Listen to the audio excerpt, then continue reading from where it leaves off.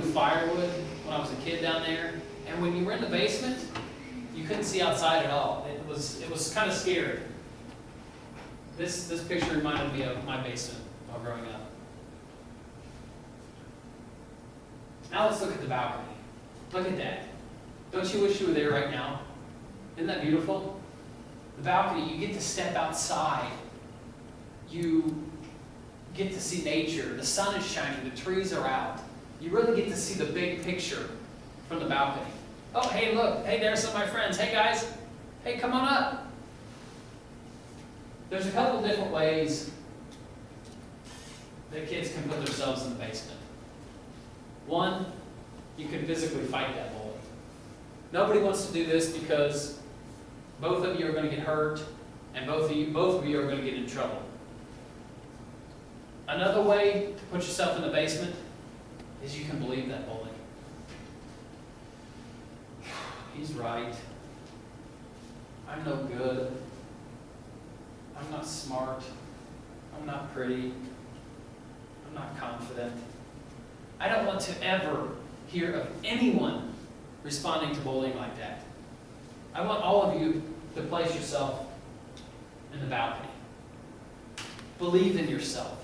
You can even say this to the bully. Who do you think you are? I am good. I am smart. I am pretty. And I am confident. And do you know what else? I am out of here. And then walk away.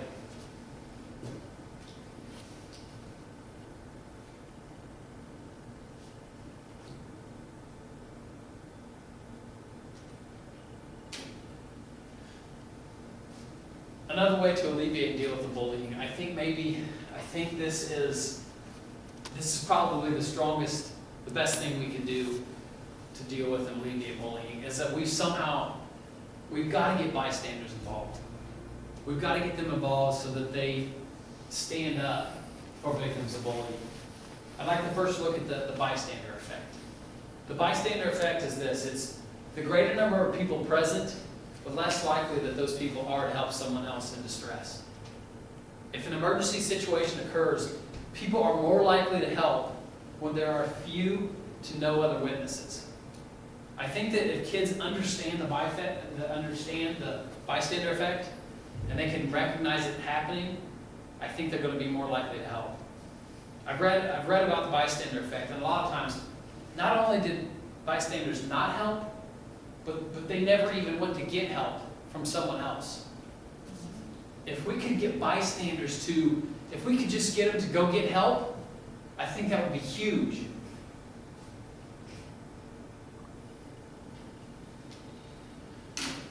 I was bullied in junior high by Biff. I had one class period a day with Biff, but I had this class period every day. So every day I had to deal with Biff and his bullying.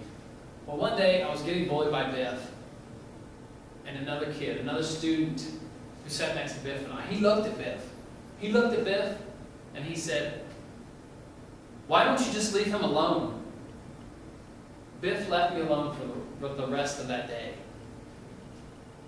Why don't you just leave him alone? That's all this kid said. That's all he said that whole year I was getting bullied. But do you know what? There were other kids in that class that knew about that bullying. The teacher had to have known about that bullying. Do you know what those other students and that teacher said to my bully? Nothing. Nothing at all. Because that bystander, because he said, "Why don't you just leave him alone?" I will never forget his name. I will never forget him.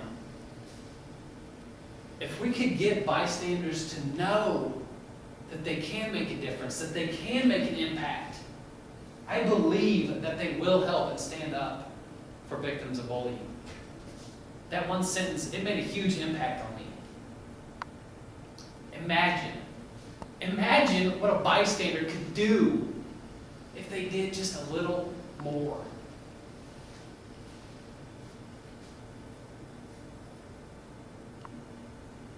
Have you all been thinking about your superpower? Everybody in here has at least one superpower. But I'm not talking about flying or breathing underwater or smashing mountains. I'm talking about confidence and the ability to not drop things. Those are my superpowers. I realized my superpower of not dropping things while I was doing laundry. I'd shake out a pair of shorts or a shirt, they'd slip from my grasp, but they would never hit the ground. I realized something else while preparing this presentation. I've always been able to juggle really good. Ever since I was a kid, I taught myself.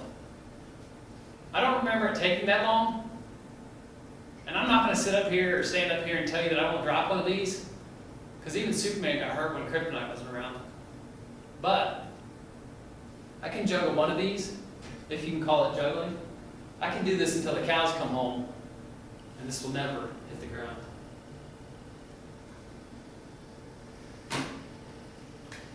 My confidence superpower has 3 parts to it.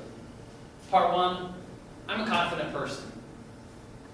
I feel like I've been confident for a long time, but I feel like my confidence has grown exponentially as I've grown into an adult. It takes confidence to use big words like that. Exponentially. Part 2, does anybody here wish they had the superpower of confidence? That with that superpower, you know you could stand up and defeat your bully? Well, I have good news. Maybe you have that superpower, you just haven't found it yet. But I can promise you this. Your confidence will have grown after this presentation. I know that because I am a teacher of confidence. That is part 2. All of you will walk out of today's presentation feeling good and with your head held high. You'll walk a little faster to your cars and you'll say hello to people as you do. Tim back here, he'll go home, look at his wife and say, honey, I love you, but I'm tired of chicken. I want steak tonight. Ladies, you'll go home, look at your husbands and say, okay, the grocery is down the road. I'll start the grill for you. You know I like my steak medium. I'll be on the couch watching Back to the Future when you get back. And part 3, I teach others to be teachers of confidence. But victims of bullying, they need confidence building. But even the bullies themselves need confidence building. And maybe even more than their victims. Superpowers, they can be very obscure. My sister has a friend whose superpower is parking spots. Her friend always gets the best parking spots. And this is a superpower, unfortunately, that cannot be taught, and it's probably one that only a select few have. Would anybody in here like to share their superpower? Maybe, Roberta, I bet you have a superpower of making the world's best biscuits and gravy. You invite me over for breakfast and I'll be the judge of that. I'm not a great cook. That's probably not it. Any superpowers? You're all still searching for your superpower, aren't you? Well, then I'd like to tell you how to find your superpower. How do you find that superpower? I'll tell you, but you're not going to like it. Because it requires you to do things you don't want to do. It requires you to do things you don't want to do. You got to do your homework. You have to study hard for tests. You have to be nice to students in your class, to other students and kids in your school. You have to be nice to your teacher.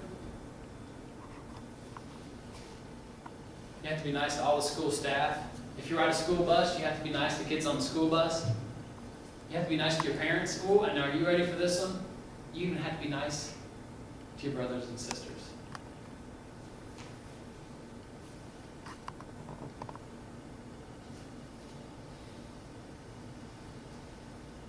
How else can you find your superpower? You have to do all those things. You have to do your homework, study hard, be nice to everybody. But you also have to do stuff that scare you. Do you know what used to scare me? It's maybe the same thing that scares some of you today. You have to stand up to people who are mean to you. You have to stand up to people who bully you. Sometimes it's as easy as walking away, or staying calm, or not talking to that person anymore, or maybe even talking it out later after both of you have had a chance to calm down.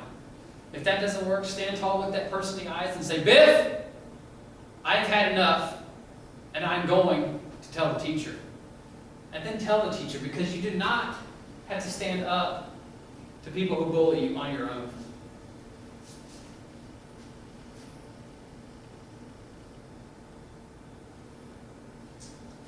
Is everybody feeling okay right now? You feel good? Well, my son, he's not gonna stand it. I've tried talking to him, trying to pep talk, and he does talk to me, tells me what happened. But when he says he's gonna tell the teacher, the kids say, they don't really care, and then the teacher says, well, did you hit him? And they'll say no, and of course, then the other kids that are bullying my son in class, they're usually his buddy, and they'll say, oh, no, he didn't hit him. And then so it's his word against his, and the teacher says, well, just go sit over here. And nothing happens to the bully. Obviously, something more needs to occur. Yeah, and I don't know what. I have no idea what's going on for 5 years. He's terrified of us. And I thought about switching my hours so that I could go to school with him every single day, but I mean, I can't do that. I mean, that's how bad it's gotten. Right. So I'm not really sure what to do. I know that I'm going to I'm sure the principal's going to be there for the open house. I'll talk to her. I'll bypass the assistant principal because she hasn't pressed me at all. Last year she was there. Every year they've almost had a new principal every year, so. Yeah, so. Which is something. You're doing the right thing. Any school counselor at that school? I'm gonna try to see if I can't talk to a social worker or somebody at the school counselor, because it's not, he needs protection. It seems like the bullies are being protected because they rally together. My son doesn't have his rally of confident friends. You know, he's I guess basically a nerd, and the other kids that are quiet and shy, they don't talk to him either because they're quiet and shy. So, it's just, I don't know what to do. He comes home in tears. I mean, it's ridiculous. And my mom says, well, he just needs to toughen up. Well, that's easier said than done. Yeah. It doesn't work that way.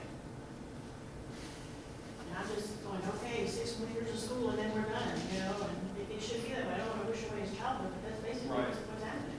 I'm gonna give you a couple of these. And Oh, it's thank gonna you. seem kind of silly, but I'm gonna talk Okay, about those. thank you.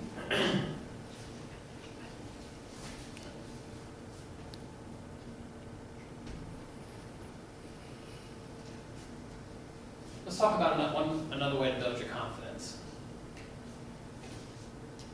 What are these? Nerds candy, right? When I was a kid, I'd be scared to be caught eating these because I was afraid somebody might look at me and say, hey, look at the nerd eating the nerds. But you know what? I found out something about these. These aren't just nerds. These are confident nerds. Nerds candy, it builds your confidence. But using nerds candy to build your confidence, it's like medicine though. When you take medicine, you only take a little bit, because if you take too much, it can hurt you, right? Nerds candy, it's the same way. There's a dosage. There's a dosage you take to build your confidence. I can't tell you that exact dosage, because it depends on a few things. It depends on your age, your grade, and how active you are. If you want to find out the exact dosage for yourself, first talk to your parents, and then talk to your teachers.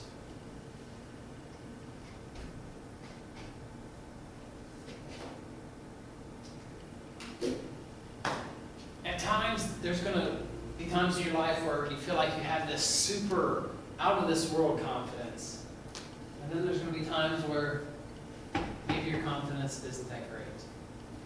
But that's okay. That's okay because that happens to all of us. I'd like to tell you a story. It's a story where I stood up to a bully. And this story occurred even before I realized my superpower of confidence. This bully came up to me, got in my face, and he was telling me how he was going to take me down.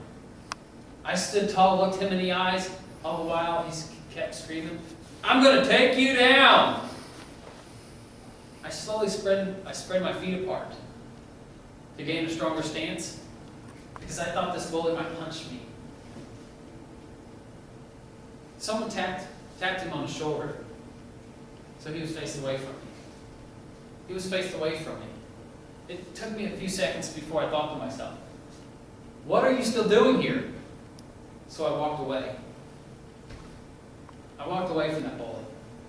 He never punched me, but he said some mean things to me. But do you know what that bully didn't know? That bully, he didn't know that I was scared. I was really scared. I must have been really, really scared because the first place I went to after walking away from him was to use the restroom. I never had any more problems with the bully after that. He actually called my house the next day, but I wasn't home. I know why he was calling though. He was calling to apologize. He never called back. He didn't have to. I ran into him a few days later. Do you know what happened? We looked at each other, smiled, and nodded. I gained a lot of respect for him after that.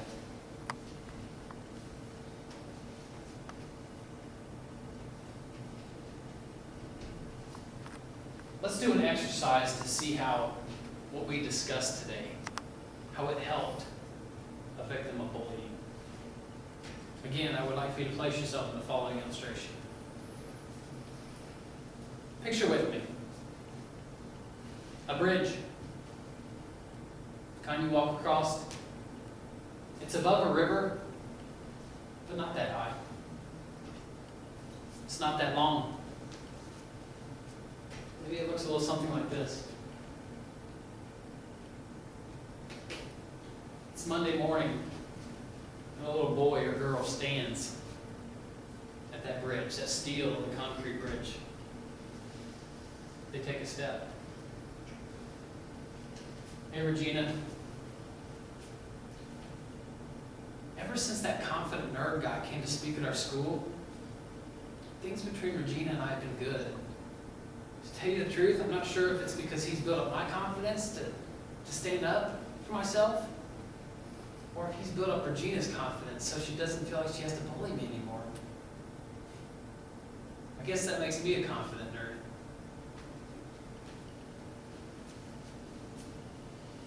I'm glad Johnny's not punching me in the shoulder anymore. All it took was me firmly telling him to stop. Biff. Things aren't perfect between Biff and I, but I had to use the school tip line on this one. And even that takes confidence. On my way home, and I don't even have to worry about Regina again. I hope you really do see how what we talked about today, how it can help a victim of bullying.